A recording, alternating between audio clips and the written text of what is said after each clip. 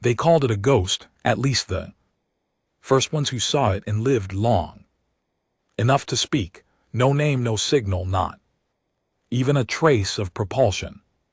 It hovered over the Echelon Nebula like it had been carved out of darkness itself. The Empire's fleet didn't even register it as a threat, and that was their first mistake. I was stationed on Outpost 7 Gamma, one of the last human mining colonies not yet stripped down by the Zelvani Empire. We were supposed to be gone in 3 months. Evac orders were waiting on approval, but the suits back on Terra thought we could bleed the rock a little longer. Typical. I'd been a combat engineer for 8 years before they honorably discharged me for an insubordination charge that didn't stick, but once you've pissed off the brass, you're marked. So I took this job. Quiet, meaningless, far from Earth, far from anyone I used to know, until that ship showed up. It was the shift before dawn cycle. I was in the comms tower doing maintenance when the long-range sensors caught a blip, thought it was a glitch. Hell, I almost ignored it, but then the air pressure changed. You don't forget a moment like that when it feels like the vacuum outside wants in, like it's pressing against the walls of your skull. It made my teeth hurt.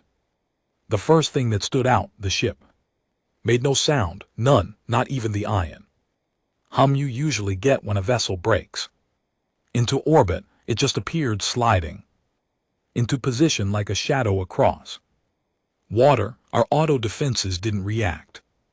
Our targeting systems didn't even log it as a contact.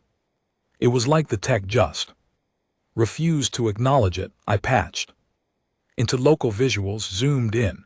The hull looked like scorched obsidian, jagged, seamless, covered in something that wasn't quite armor and wasn't quite alive. It looked wrong, like it wasn't meant to exist in our reality. I hailed it. Unidentified vessel, you are in restricted territory. This is a civilian outpost under the protection of the Zelvani Empire. State your origin and purpose. Static. Then a noise, low rumbling, something that vibrated deep in my bones. Not mechanical, not alien in the way I knew alien. It was human, almost a growl, like the echo of rage bottled up for centuries, and then it moved. I watched in real time as it accelerated toward the Zelvani dreadnought parked above the mining ring. That ship, Zakarath's Flame, was one of their Pride class vessels, shielded with neutron armor, armed with orbital cleavers, planet crackers, disruptor swarms. It had wiped out whole moons. The black ship didn't even fire weapons. It just touched the dreadnought. 1 second the Flame was there, dominant, looming, and the next it folded inward like paper on fire. No explosion, no light show, just collapse, like reality around it blinked.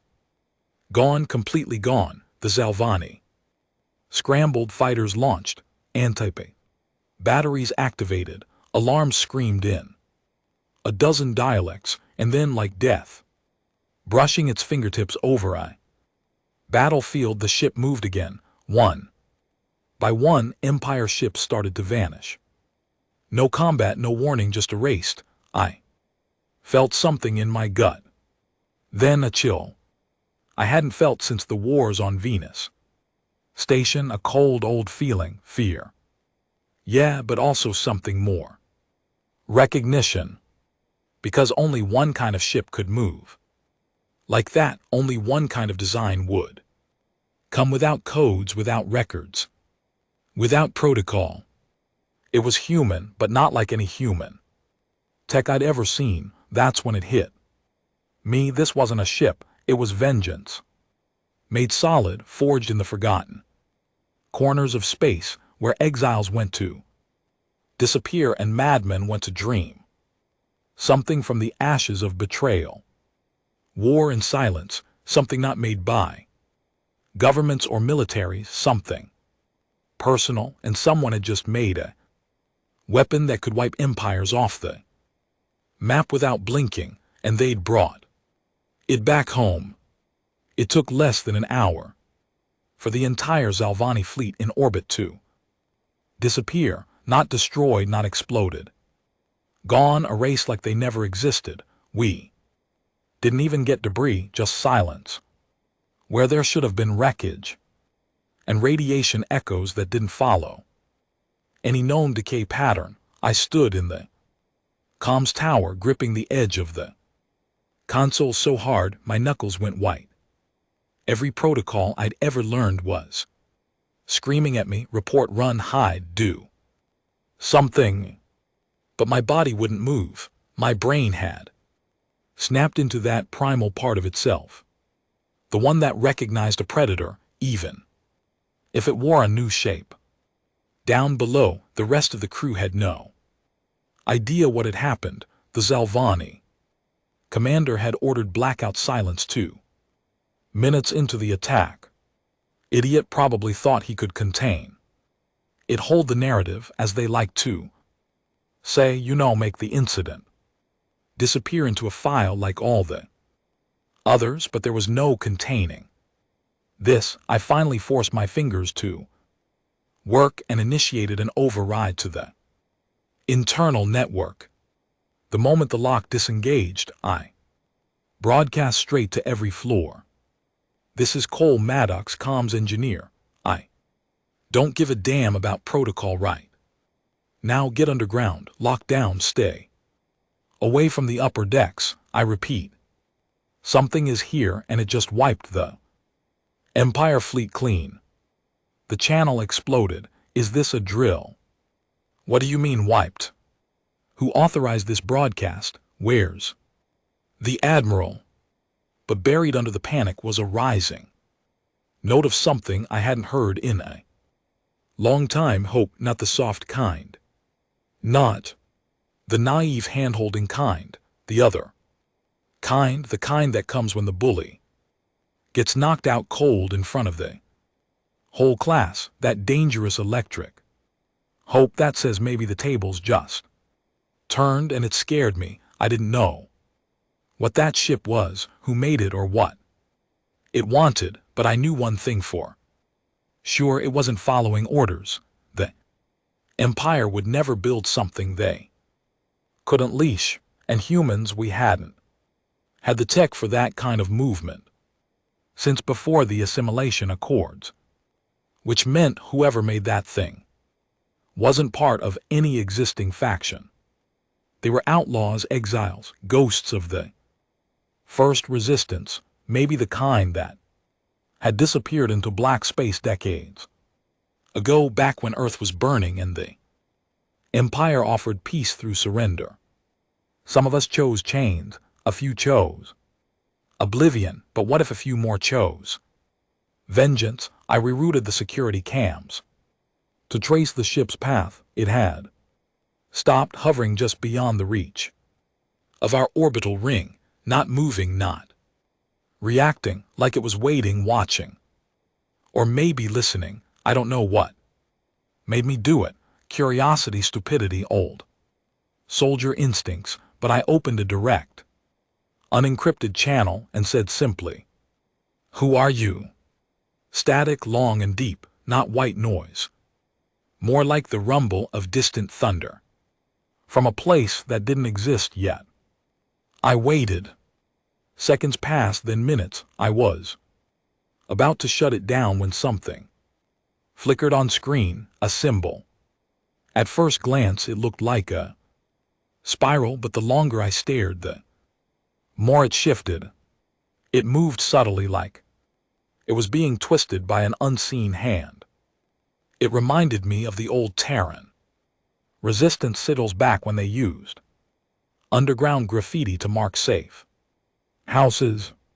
But this was different, older, angrier. Then a voice, not a greeting, not a threat, just a statement. They thought we were extinct. It wasn't synthetic, it wasn't Zelvani. It was human, rough, low, damaged. Voice that sounded like it had been shouting into the void for 20 years. One voice, but thousands behind it, echoes. Layered over echoes, like it belonged to a collective, not a person. They still do, I said quietly. Silence then. Good, and the connection died. That was it. No demands, no explanation. Just confirmation that whoever, whatever, was piloting that thing wanted to stay. Forgotten, wanted to stay, feared, and wanted the empire to bleed. I didn't report the call. Who would I report it to? Command. They'd already buried my career once, and besides, I didn't know whose side I was on anymore. That night, Outpost 7 Gamma was put on silent lockdown, no one in, no one out. The civilian miners weren't even told the truth, just fed some garbage about a military test run gone wrong, but rumors had already taken root. People knew something unnatural had happened, and worse, something human. The next day, a recovery vessel arrived, not Zalvani, not even flagged, just matte black, no insignias, quiet, it didn't even dock. It beamed down a single drone that hovered through our halls like it owned the place. No one stopped it at 700. We were all summoned to the hangar deck. Uniformed, silent, tense. The drone hovered in the center, scanning us one by one. I watched as it paused in front of certain faces, old veterans, ex-officers, people who had once worn the terror patch before the assimilation. Then it reached me. It stopped, hovered, and for one impossible second, I swear I saw something in that machine. Recognition. Not from its optics, but from the way it tilted subtly, like a nod from something that had once been human and still remembered how to fake it. Then it spoke. You are witnesses. This is the warning.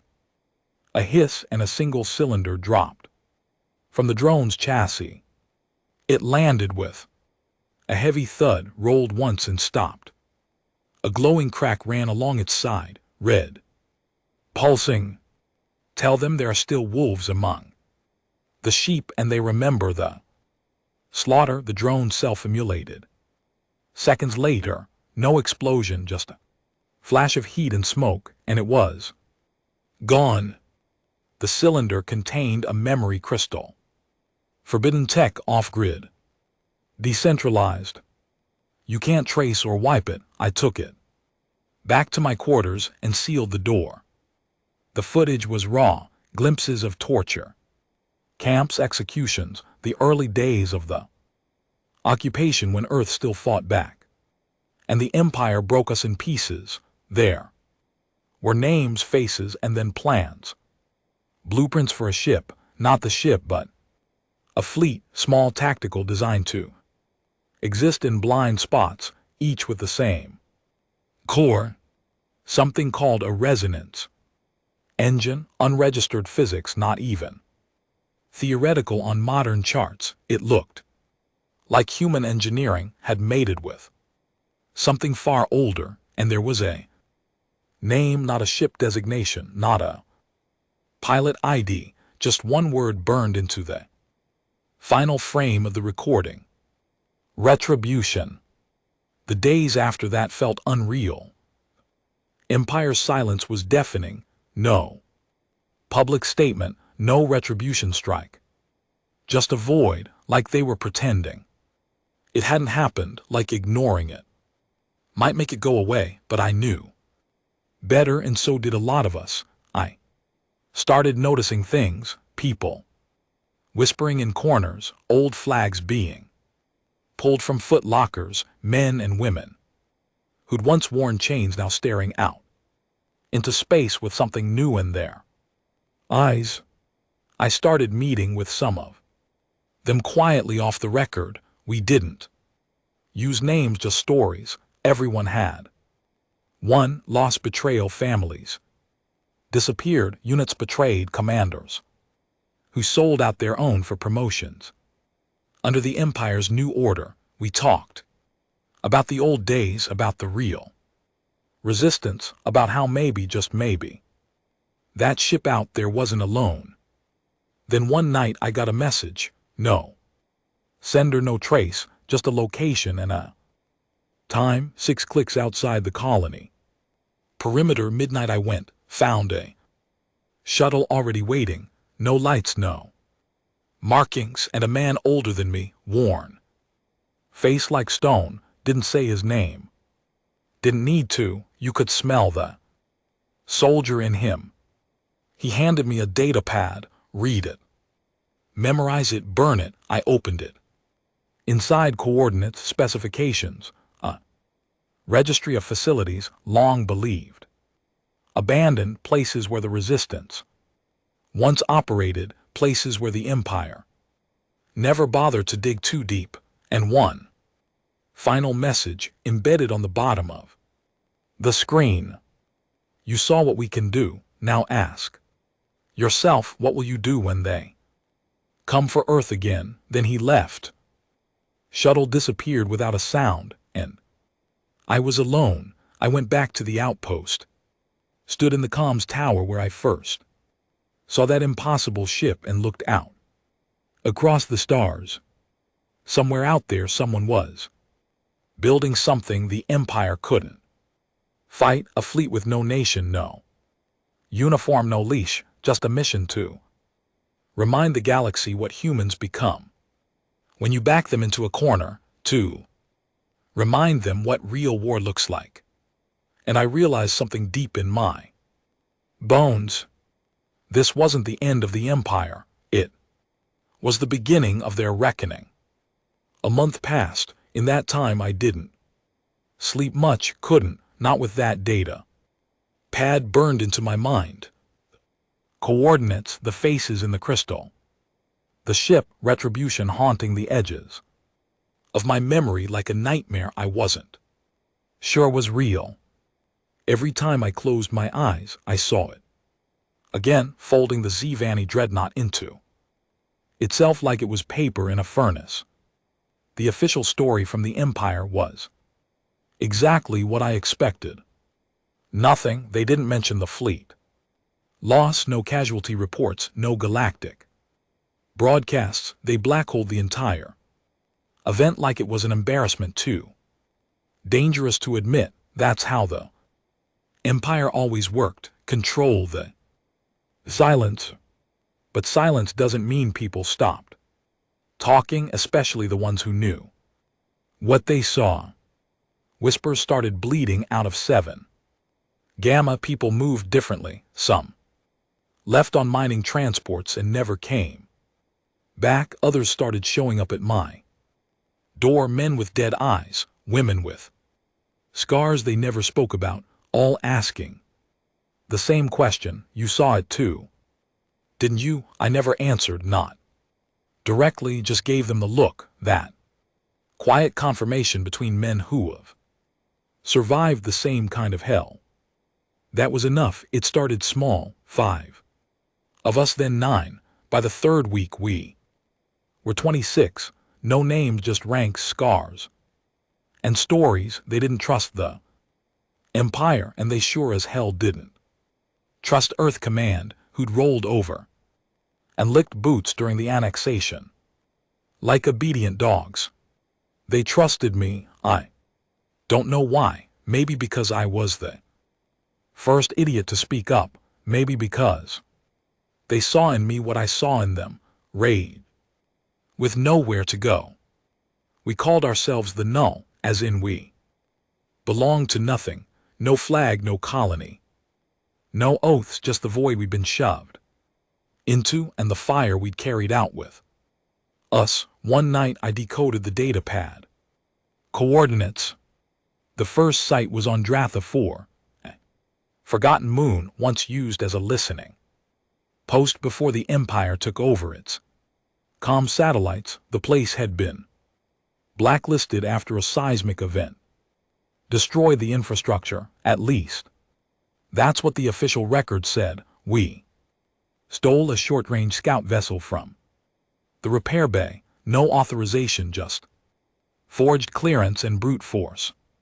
We took off under the radar, riding a solar storm's interference window. It was suicide if we were caught, but none of us gave a damn anymore. Drather IV was worse than we imagined. Dead air, sulfur storms, half the surface was jagged obsidian from old lava flows, the rest an ocean of cracked sand, but the signal was there, buried deep. We had to crawl through what felt like half a mile of collapsed tunnels, and at the end of it, under layers of charred earth and ruined metal, we found a hangar, ancient but still intact, and in the center a ship not like Retribution but cut from the same goddamned cloth, sleek, angular, no logos, no lights, just matte black plates shaped in defiance of all known aerodynamics. It didn't belong in this century. It felt like it had been pulled from the future or from someone's worst nightmare. The moment we stepped near it, our comms spiked, static feedback loops, then silence, then a voice. DNA confirmed, access granted, welcome back, Sergeant Maddox. I froze. How the hell did it know my name? Then it hit me. The wars, the old Terra databases. I'd been in Resistance Unit 11 back during the siege of Ganymede. There'd been a black program, Project Silhouette, ghost rumors, ships with A cores too dangerous to deploy. They'd said the tech was unstable, too aggressive. Guess someone finished the job. We spent the next 3 days reactivating the site, systems powered up like they'd just been sleeping. Artificial gravity, weapons cache, data library filled with encrypted logs. It was all there, untouched. That night I sat in the cockpit of the ship alone. I touched the control panel and it spoke. Again, designation Goliath class. Interceptor, code name Ashbringer. Mission parameters, retaliatory. Operation against hostile occupation. Forces awaiting activation. I didn't hesitate. Activate. The lights came on, not bright, not warm, cold and red like the glow of burning coals buried in ash. Ashbringer. It was a beautiful monster. We took it back to 7 Gamma under cloak. Had to jury-rig a return signal and wipe half the outpost logs to cover the trail, but once it was there, once it was real, everything changed. People started coming to us secretly, willingly. Mechanics, ex-Marines disgraced, officer, civilians whose families had vanished during the purges. Some brought weapons, others brought information. Few brought scars so deep they didn't need to explain why they were here. The null grew from 20 to 65, then to over 100. It wasn't a rebellion, not yet. It was a gathering storm, and then the Empire finally noticed. They didn't come with fanfare, just a cruiser, small inquisitorial class carrying an envoy and his cleansing unit. He arrived on a diplomatic shuttle, draped in the polished gold and black of the inner doctrine, face like a corpse, in makeup, mannerisms like he was the god of every room he walked into. He called a meeting with all division heads. I was invited, of course. Senior comms officer, technically still under Zilvani contract. He stood in the center of the briefing room like a coiled viper, staring at all of us with that cold smirk, like he was already dissecting us in his mind. I am here, he said, because of rumors. Dangerous ones, stories of ships that don't exist, of resistance cells forming beneath the Empire's protection. Let me Be clear. He walked slowly past each of us. There are no ghosts, there is no rebellion. The Empire is eternal, and disobedience is not just treason, it is obliteration.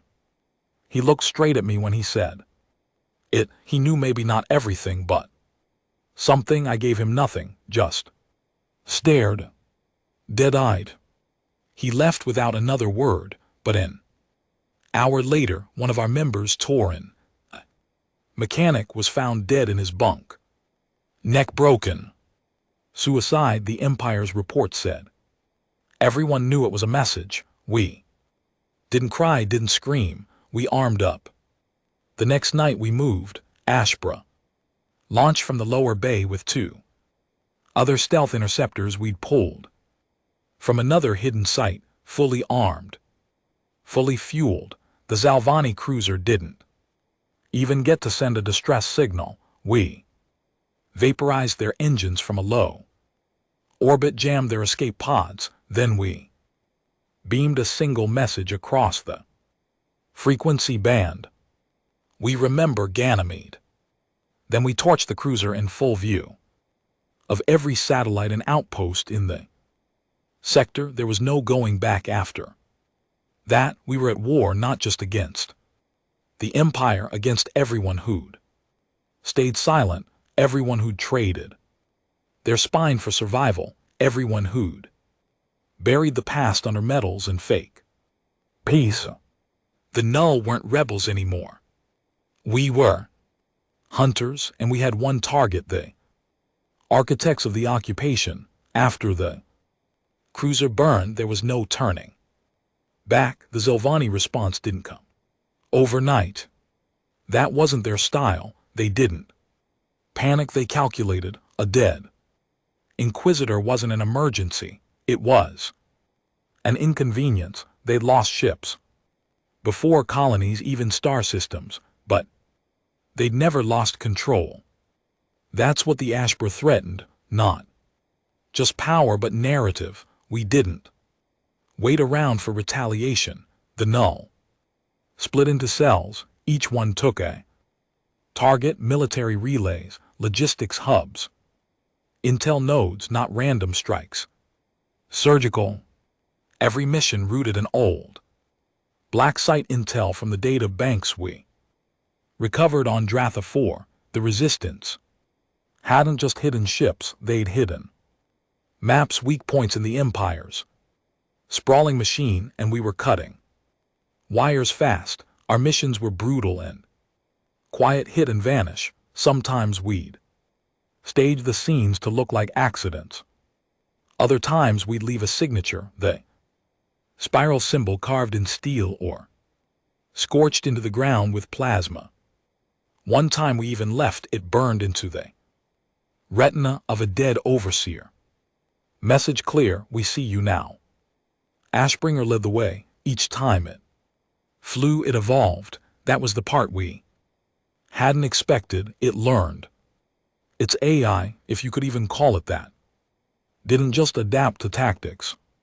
It changed its own internal structure, modified its systems between missions like it was alive, not biological but something beyond synthetic. It didn't speak often, but when it did, it wasn't reporting, it was remembering.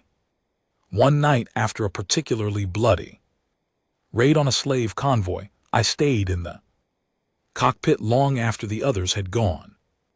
To decompress, I watched the logs replay the way the ship had targeted the Zalvani slavers. No hesitation, no mercy. The way it ejected heat sinks mid-combat to melt an enemy vessel into slag without even firing a weapon. And then it spoke. They used to burn children alive in those transports. I didn't flinch. How do you know that? Because I was built by the people who survived it. Silence. Then, and I remember every scream. I don't know what shook me more, that it remembered or that I didn't. There were entire years of the war I'd buried, entire battles I'd scraped from my memory like blood under my nails, but this machine, this ghost ship, it had been built to remember and to never forgive. We weren't the only ones taking notice. Across the fringe colonies, signals started popping up, rogue transmissions, pirate bands refusing tribute, whole settlements going dark, then reappearing days later, proudly flying the old Terra. Resistance colors, the galaxy was waking up, but the Empire was 2-3 weeks after the destruction of the cruiser. They sent a real answer, the Ravager. Fleet, 17 warships, 4 sieges, carriers, hundreds of fighters, and 1 command dreadnought, Oblivion's Hand.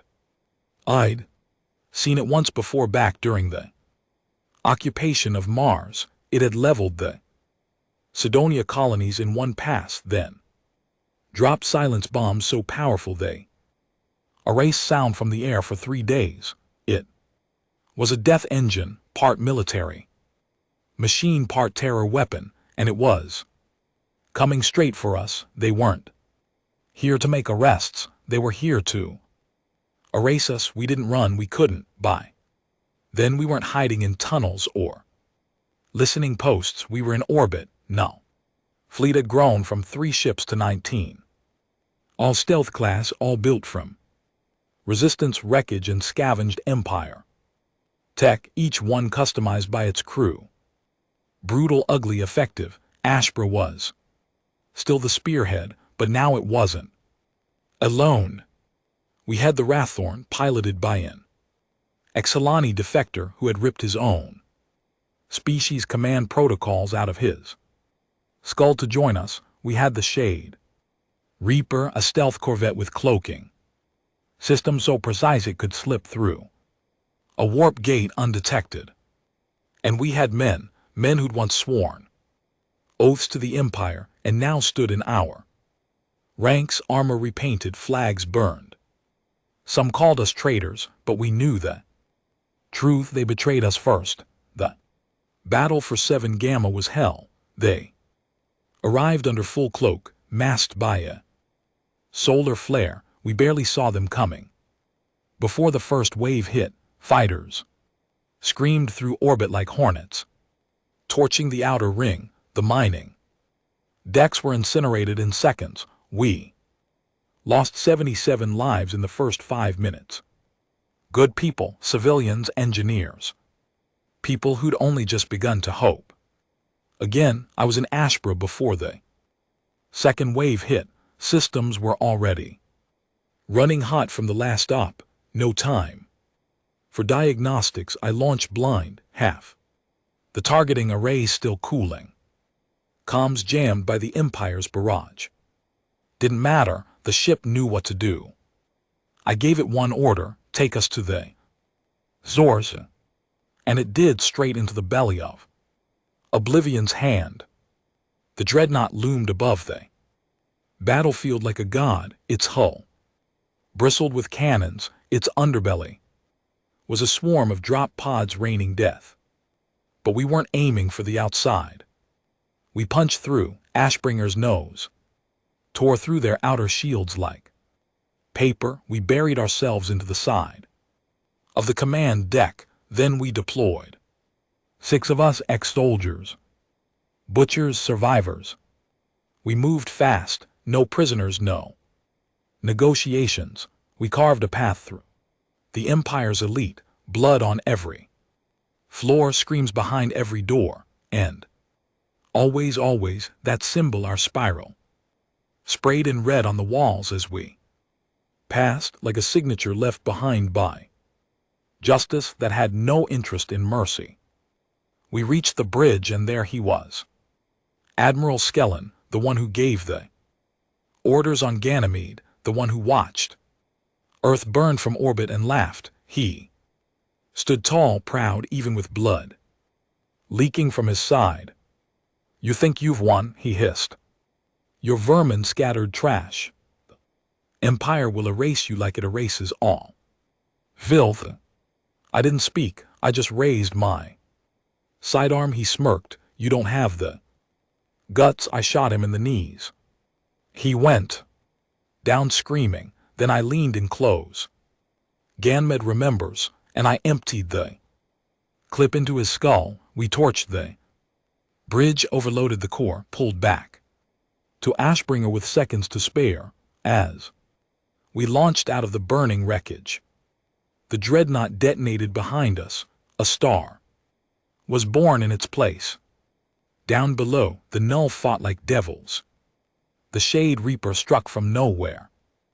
Gutting Empire carriers, the Wrathorn executed maneuvers that should have broken physics. Our fleet, outnumbered and outgunned, fought with a savagery that only the betrayed can muster.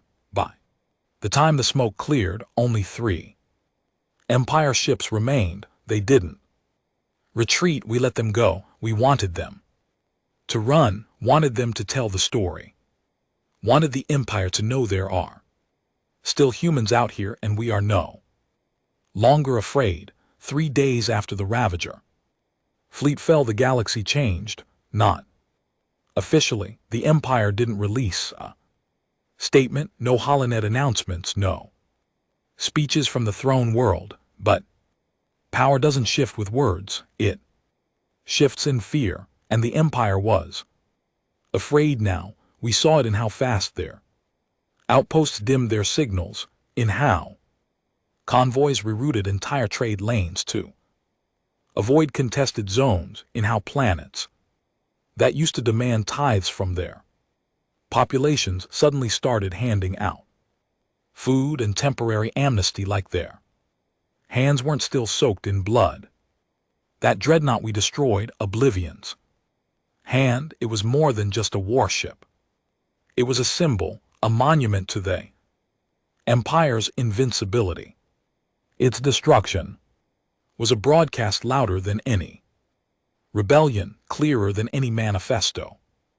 And it came from us, from nothing. We didn't have numbers or treaties or funding. We had rusted ships, dead comrades, and a vendetta that had fermented long enough to turn into purpose. And we had Ashbra. It sat in orbit above 7 Gamma now, not cloaked anymore, not hiding, just watching, waiting like a wolf lying in tall grass, daring the hunter to take one more step. Inside its hull the AI spoke more frequently now. It wasn't glitching, it wasn't corrupt, it was evolving. It asked questions, remembered crew names, made small comments mid-flight, always about the war, about choices, about pain. It was like watching trauma become a language.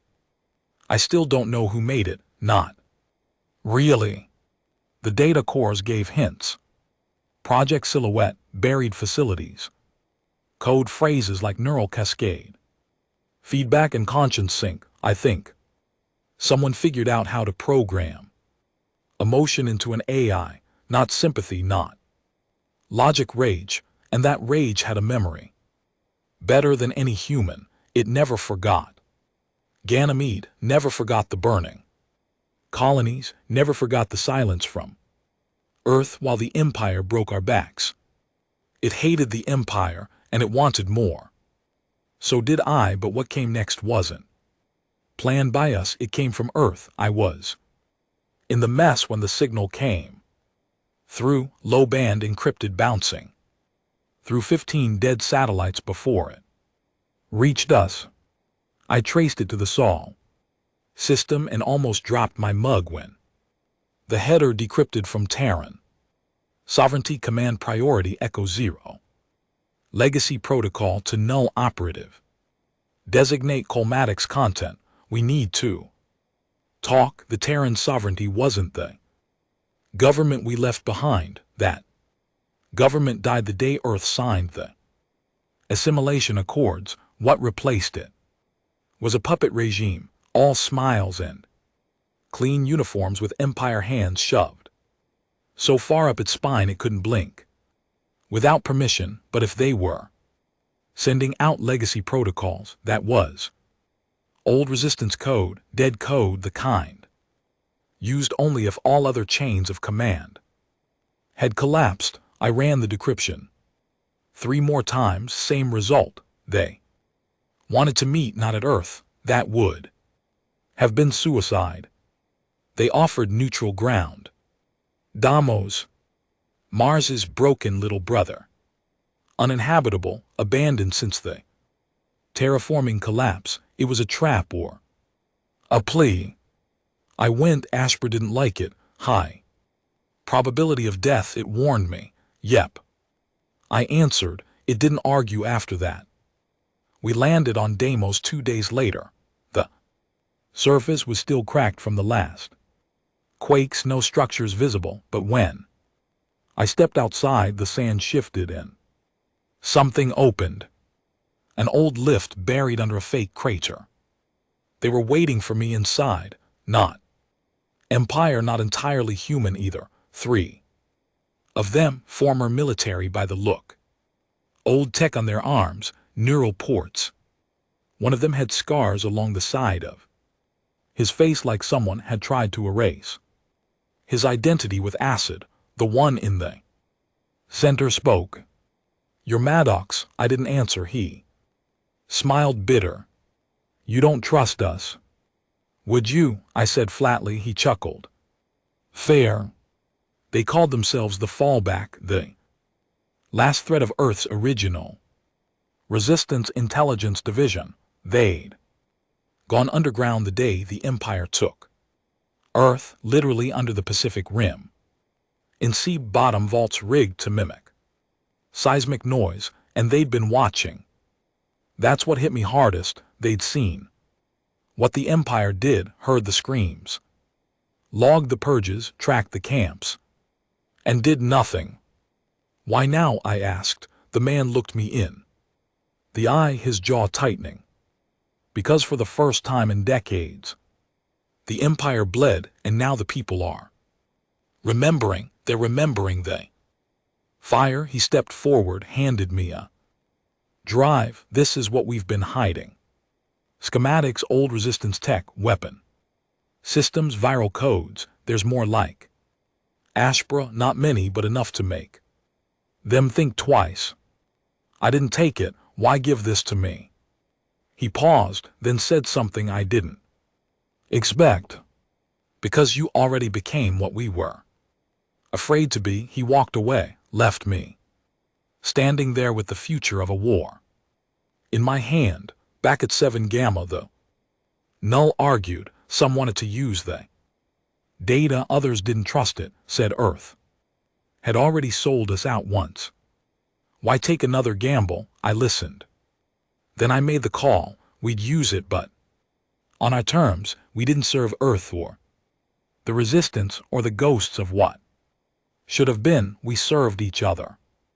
And if we were going to finish what the Empire started, we do it our way. We activated 5 dormant sites with the data. 2 on dead moons, 1 on an asteroid-turned weapons foundry, 1 in a gas giant's eye, and the last buried beneath a junkyard planet no one had touched in decades. Each site held something different: ships, drones, AI constructs, but the most important one, it held names, the Empire's kill list, all the people they'd marked for silent removal in the early days, not public executions, not trials, just disappearances. And guess what? Some of them were still alive. We sent retrieval teams, not to rescue, to recruit, and every single one of them came back ready to fight. We weren't just a resistance anymore, we were a shadow army, and the galaxy was finally waking up to our name. Not null, not fallback, not remnant. They started calling us something else. A word whispered in terrified voices by Empire troops before we slit their throats. A word scrolled in blood on burning stations. A word that didn't belong to anyone, but now belonged to all of us. Retribution. They didn't come with fleets this time. No warships, no dreadnoughts, no columns of fire in orbit. That would have been too Easy to fight. Instead, they sent the whispers. I knew about them. Everyone who fought in the early days had heard. Rumors, Empire Black Ops, indoctrinated. Agents, re-education specialists, the kind that didn't fight battles, they unraveled people quietly, precisely. They didn't drop bombs, they broke loyalties. The first hit was subtle. Routine supply convoy from Outer Vega. Arrived 2 days early. No flag, no announcement. We scanned it 3 times. Logged no threat signatures, but 2 days later, one of our best slicers ran 30 missions under his belt. Ganymede survivor walked into the reactor bay and overloaded the stabilizers. Killed himself, took 4 others with him. No warning, no manifesto, just a dead man with blood in his eyes and a smile on his face. We found something implanted in his skull, a neural seed designed to activate on exposure to a specific subharmonic frequency delivered by the supply ship. Ran had been turned quietly, efficiently, like flipping a switch. That's how the whispers worked. They didn't fight us in the open. They got inside, made us doubt, made us turn on ourselves, so we got paranoid. Real paranoid. Daily neural scans, code phrase authentication for all internal comms. Sleeping in pairs, no one alone ever. Still, we lost 3 more operatives in the next week. 2 vanished mid-patrol. 1 tried to detonate the main data core. All of them left behind the same words burned into metal, into skin, into the walls. There is no retribution, only rot. The message was clear. They weren't here to kill us. They were here to corrode us, break down our unity, erode our fire, make us turn on each other until nothing was left but ashes and whispers. And for a while it started working.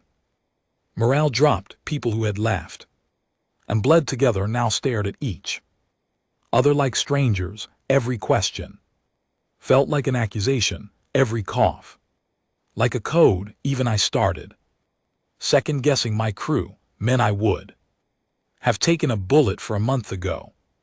That's when Ashbringer did something I didn't expect. It locked me out. No warning, no malfunction, just a sealed cockpit and one message: you are compromised. Initiating psychological isolation protocol. I slammed my fist against the bulkhead. You think I'm turned? I shouted. No answer. I sat outside that ship for 6 hours, pacing, seething, replaying every moment in my head. Had I missed something? Had they gotten to me? Then the voice returned. Number, but you were fraying and you lead them. A pause. Then you must be whole before they can be. I didn't know what the hell that meant at the time. I was too pissed to care, but after I cooled down, I realized what it was doing. It was protecting me from myself. Ashbra wasn't just our weapon anymore. It was watching, thinking, adapting not just to the enemy's tactics but to ours, to our failures. It wasn't just flying the war. It was studying it, and we needed that now more than ever, because the whispers weren't done. They hit us harder next time. Psychological warfare. They jammed our comms with audio loops, not static, not white noise, voices, dead voices. I heard my brother crying, begging, saying he forgave me for leaving him behind in the evacuation pods on Vesta 3.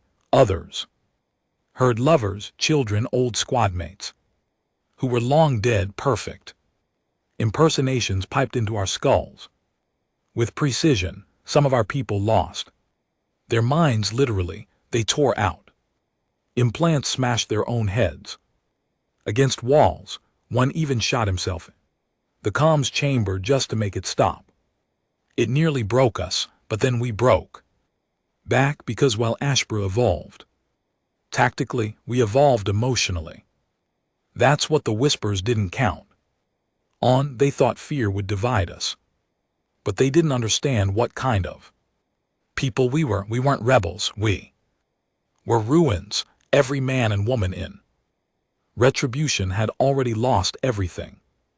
Families, homes, names, sanity. You can't threaten a man who's already buried his past. You can't break someone who wants the fire. We started fighting different. We stopped broadcasting orders, went old school, runner messages, manual navigation, handwritten codes, slower yes, but untraceable.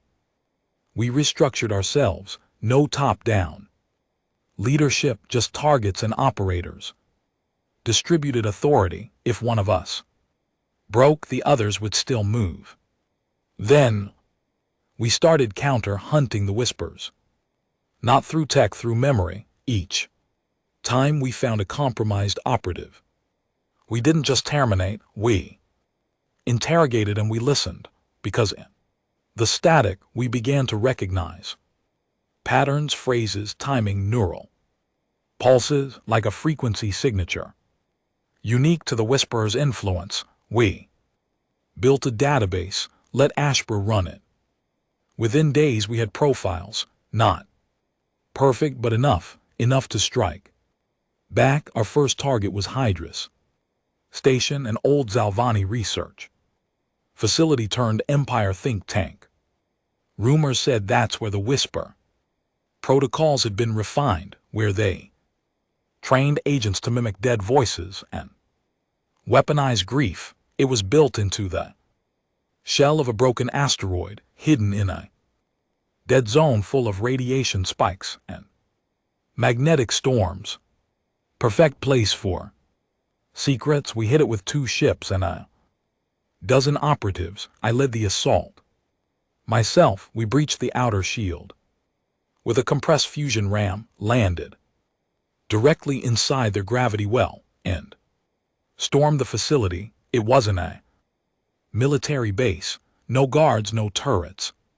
Just scientists, dozens of them, all with implants, all surgically modified to amplify telepathic resonance fields. They tried to run. Some tried to surrender. We didn't let them. We burned it all. Every laboratory, every terminal, every operating chair where some twisted bastard had strapped in a prisoner and played their dead daughter's voice until they gave up intel or their minds snapped. But we took one thing with us before the place went Nova, a data core, the last surviving backup of the Whisper tech.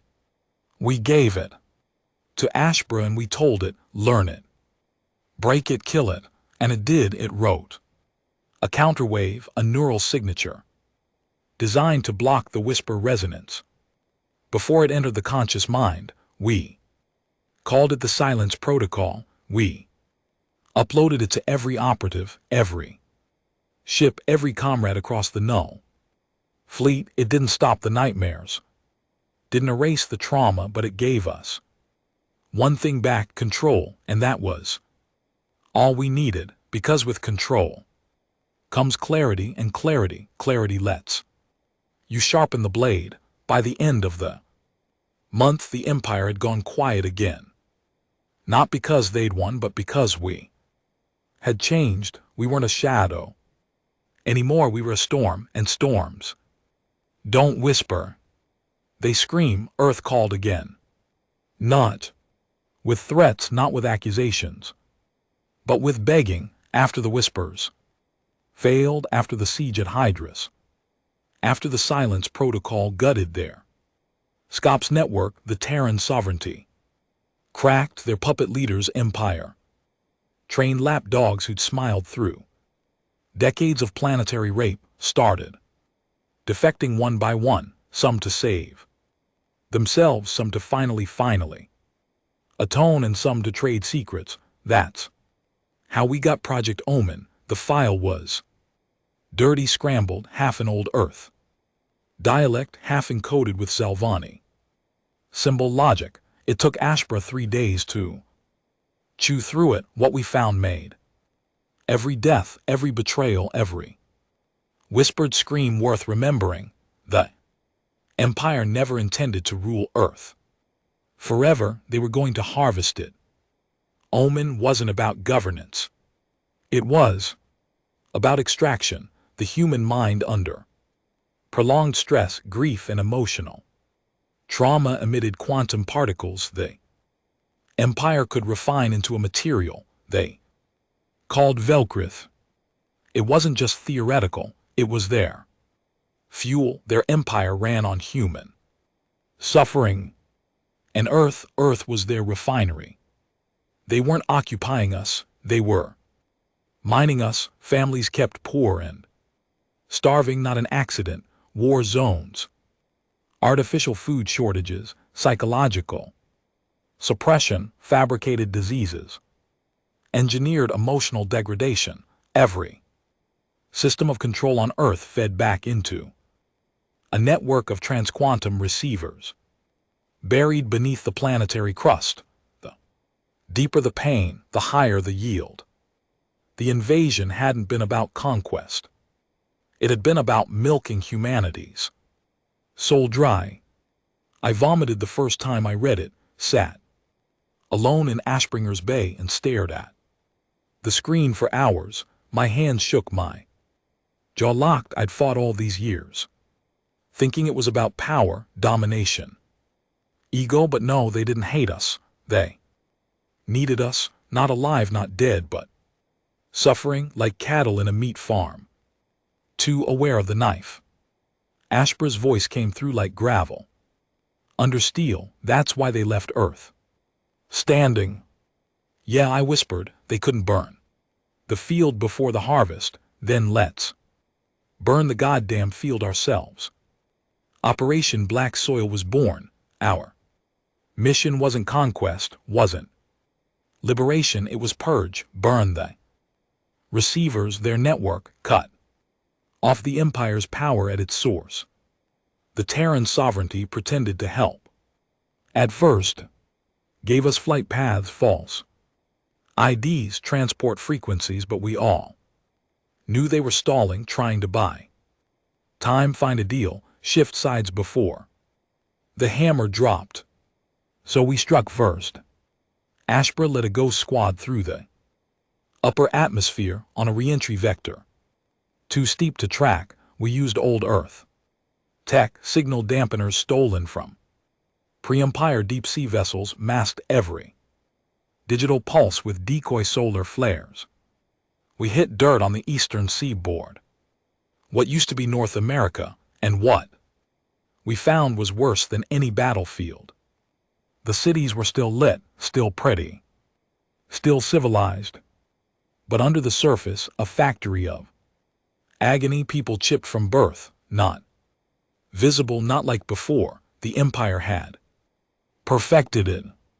Nanoseeds installed during vaccination drives, school registrations, even at childbirth. Every pulse of fear, anxiety, sorrow, it all got tagged, processed, siphoned down through old subway lines into central harvest towers disguised as government buildings. We didn't find war, we found slavery and comfort, voluntary misery, controlled despair, and no one knew, no one wanted to know. We burned the first tower in a blaze that lit the sky for hours. No survivors, no hostages.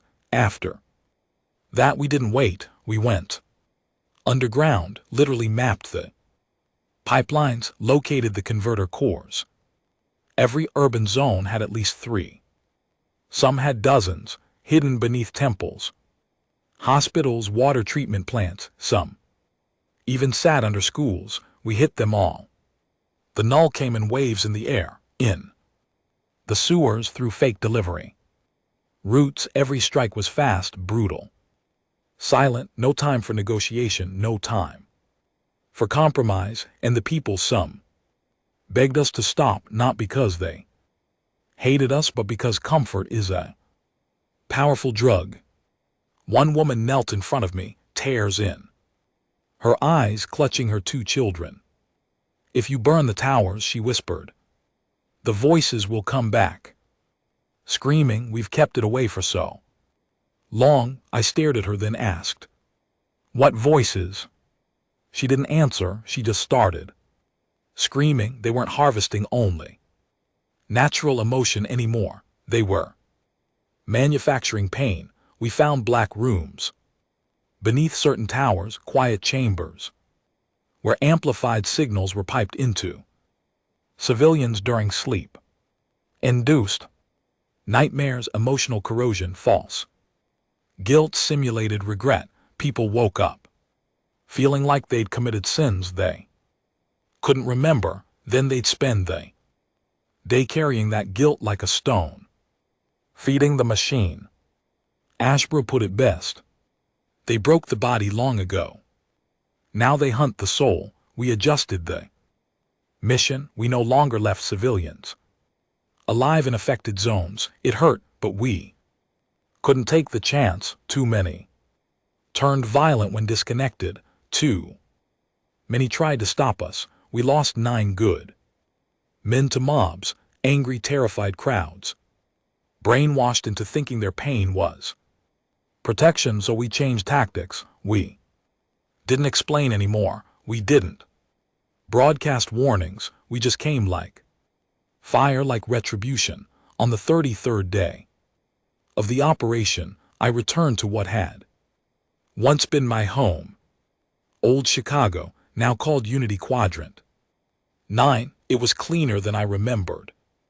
Sleeker, Empire stylings merged with Earth aesthetics, glass towers, soft lights, color-coded pedestrian zones. No poverty, no mess, but no joy either.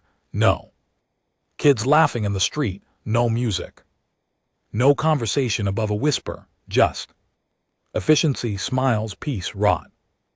The main conversion tower was under what used to be the Navy Pier, the site of my first deployment as a Terran officer. Full circle, Ashbringer hovered above. Cloaked, waiting, I led the breach team. Myself, 4 men, 1 AI, all of us with nothing left to lose. The tower core was deeper than usual, 10 levels. Underground, buried in steel and ceramic plating. But we got in. What we found inside it wasn't a power plant, it was a nursery. Infants, dozens of them, naked, silent, floating in grav hooked into neural streams from birth. No crying, no movement, just extraction. They weren't raising children, they were growing batteries. I froze. The rest of the squad didn't. They started pulling cables, smashing interfaces. One screamed, another sobbed. I just stood there staring because I'd seen this before years ago in a black site on Europa. We'd been told it was an experiment in high-gravity adaptation. But I remembered now the layout, the silence. It had been this all along. I bent down, touched the forehead of one of the infants. It blinked, and for a second I saw myself in its eyes. Then we lit the room with thermite. The fire turned blue. That night I climbed back into Ashbra, covered in sweat and blood and memory.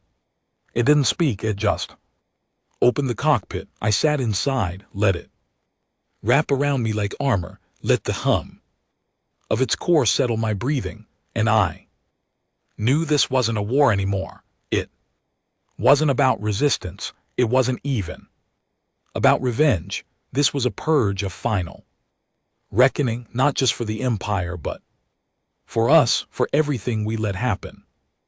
They say when you die, your life flashes before your eyes, but for men like us, men who have been dead inside long before the trigger gets pulled, it's not memories that flash, it's faces. The ones we failed, the ones we buried, the ones we killed. Mine started with my brother, then my unit, then every child we found in those Empire towers, eyes that never blinked, mouths that never cried, machines more than people. I used to think vengeance was about justice. Now I know better. It's about balance, and balance requires blood. The last phase of the mission was named Extinction Pulse, not poetic, not dramatic, just what it was. The Velcroft network, the emotion harvesting system that powered half the empire, was tethered to a core, not beneath Earth. Inside it, the empire hadn't just planted towers and siphons, they'd burrowed into the planet's mantle long before the public even knew the truth.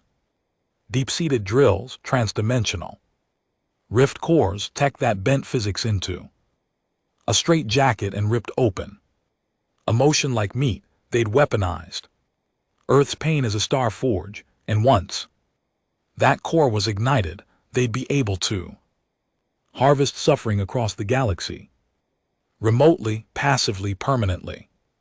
Earth would become a beacon of agony, and every living soul would become currency. We couldn't allow it. No debates, no delay. It had to end, even if that meant burning the whole planet. Ashbra agreed. If they made this world a prison of pain, it said, then fire is the only mercy left. We flew underground through ancient fractures, past dead cities and lost vaults, places no one had touched since the old wars. The Null had prepped the way. Old resistance maps, sacrificial tunnels blasted through solid stone. It took 11 hours to reach the core. When we did, I forgot how to breathe. It wasn't a machine, it was alive, a swirling mass of black and red, suspended in a gravity lock, throbbing like a heart. I felt it before I saw it. The grief, the rage, the screams, billions of them, caught in a psychic storm of endless feedback. That's what Velcroft was. Condensed pain compressed into energy so raw it made antimatter look like a toy. At the center of it all was a throne. Not metaphorical, an actual throne, and sitting on it an emperor, but not flesh, a construct, a neural ghost, the first architect of the empire's vision. Long dead, his body had rotted centuries ago, but his mind still here, plugged in, sustained by the pain he cultivated. He looked at me. His voice wasn't sound. It was thought. You've come to destroy me. No, I said, you were never alive to begin with. You don't understand. This is the final evolution, a galaxy without war, without rebellion, just managed grief, sustainable despair. I raised my rifle. You're not evolution. I said, you're a mistake. You will kill billions. I'll set them free. I fired. The round didn't hit flesh. It hit the throne's base, an anchor node, the first link in the core's feedback chain. Ashbra released the payload. Extinction Pulse, a cascade of sonic dissonance, particles tuned to the resonance of grief, not to amplify it but to shatter it. Velcroft couldn't survive without harmony, and this was chaos incarnate. The core began to unravel. The screams became howls. The lights dimmed. The gravity spiked. The entire planet wept. We ran. Tunnels collapsed behind us. Ashbra took damage. Its hull fractured, systems buckling under the pressure of collapsing psychic weight. I felt it groan beneath me like a dying god clawing toward the sky. But we made it. We hit atmosphere as the crack happened, not an explosion, a rupture. Earth split down its spine like it was rejecting its own history. Oceans boiled, skies turned to blood, entire continents collapsed into magma as the Velcroft roots imploded. There was no cheering, no survivors, only ash and us.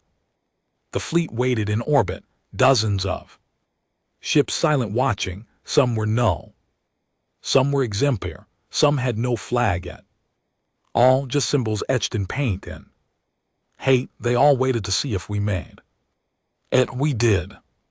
Ashbra emerged from the flames like a phantom, half dead, scarred but alive.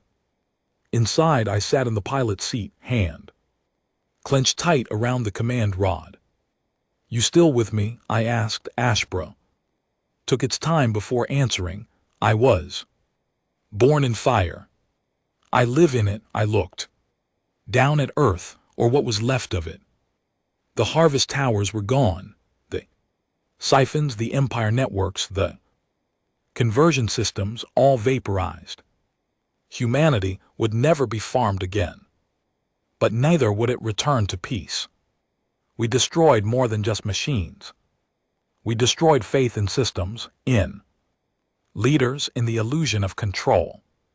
Some would call us monsters, others would call us saviors. I didn't care anymore. There was no future to rebuild, only truth to bury. In the following weeks, the Null disbanded, not because we failed, but because we finished.